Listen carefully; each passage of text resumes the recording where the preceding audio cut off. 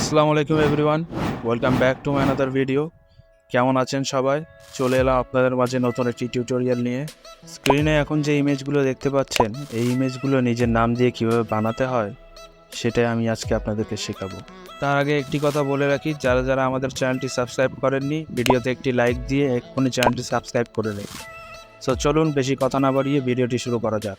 প্রথমে আমাদেরকে চলে যেতে হবে কম্পিউটার স্ক্রিনে। তারপর আমাদেরকে ক্রোম ব্রাউজারটি ওপেন করতে হবে।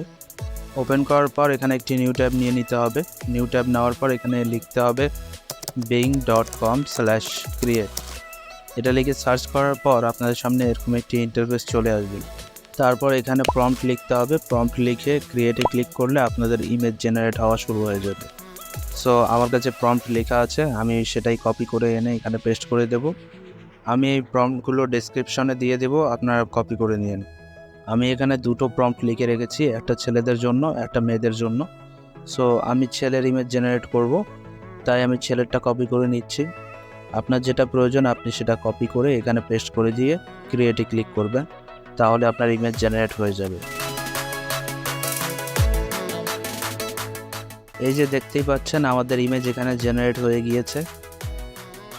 এই যে দেখুন আমাদের ইমেজটি জেনারেট হয়ে গিয়েছে এবং আমাদের নামটাও চলে এসেছে, যেটা আমরা লিখেছিলাম। এই যে নামটা লিখেছিলাম আমির হামজা হৃদয়।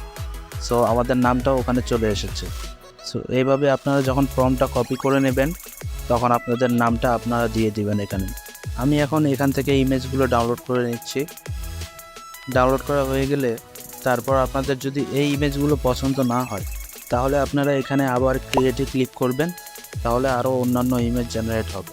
এই যে দেখুন আমি আরেকবার করে দেখাচ্ছি।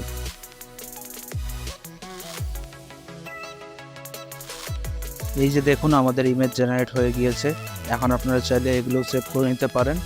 তাহলে যদি আপনারা চান ক্যারেক্টারের ড্রেসটা চেঞ্জ করবেন, আপনারা সেটাও করতে পারেন এবং সোশ্যাল মিডিয়ার লোগোটাও চেঞ্জ করতে পারেন।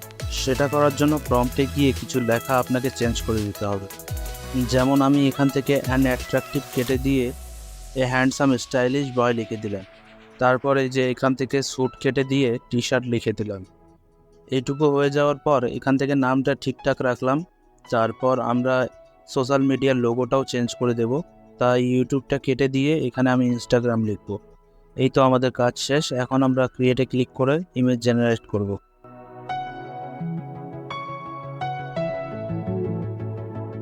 এই যে আমাদের ইমেজ জেনারেট হয়ে গিয়েছে এবং আপনারা দেখতে পাচ্ছেন আমরা যেভাবে লিখেছিলাম প্রম্পটটা ঠিক সেভাবে আমাদের ইমেজটা জেনারেট হয়েছে।